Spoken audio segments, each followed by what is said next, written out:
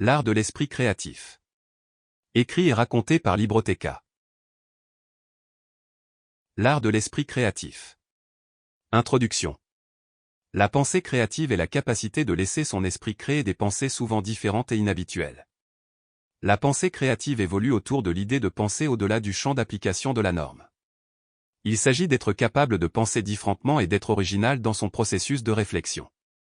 La pensée créative est une chose que vous pouvez entraîner votre esprit à faire. Certaines personnes naissent avec des capacités de réflexion créative, tandis que d'autres doivent travailler pour se permettre d'être un penseur créatif. Cependant, il est possible pour n'importe qui de devenir un grand penseur créatif, qu'il soit né naturellement ou qu'il doive y travailler.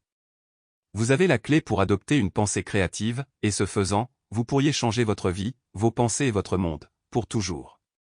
Chapitre 1. Qu'est-ce que la pensée créative? Avez-vous déjà une idée étonnante qui semble être la solution idéale à un problème?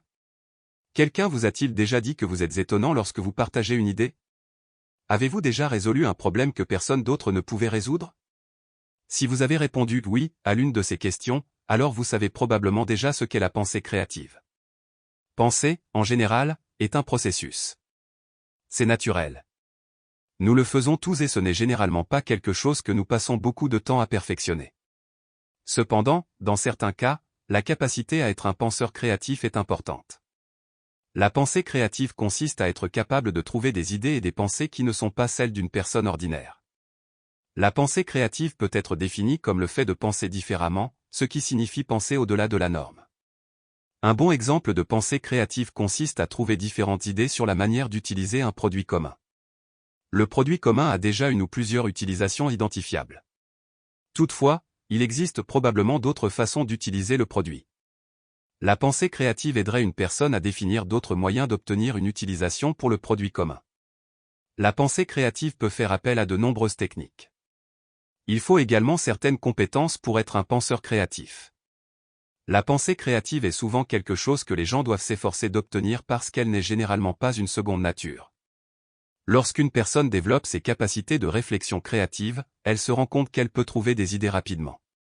Ils sont susceptibles de découvrir qu'ils pensent différemment des autres et qu'ils ont des idées qui ne sont pas du tout comme celles des autres.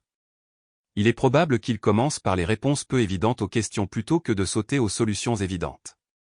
Un penseur créatif est quelqu'un d'agréable à côtoyer parce qu'il est capable de proposer plusieurs idées à la fois.